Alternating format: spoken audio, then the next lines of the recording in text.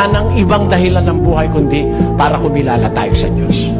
Sumunod tayo sa Kanyang utos para makasama natin siya sa langit. Wala na pong ibang dahilan ng buhay. Wala namang kwenta ang buhay kung ikaw mayaman ka. Maiiwan mo naman Ha? 40 milyong hektarya ng lupa ang pag-aari mo. Ang titulo mo, ganyan kakapal ang dami. Pag namatay, kaanin mo yan. 1 metro kudrado ka lang.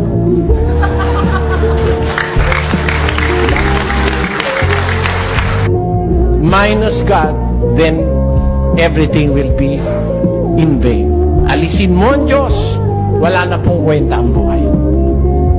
Wala nang sagot ang ibang tanong. Pag wala ang Diyos, minus God, then everything will fall down.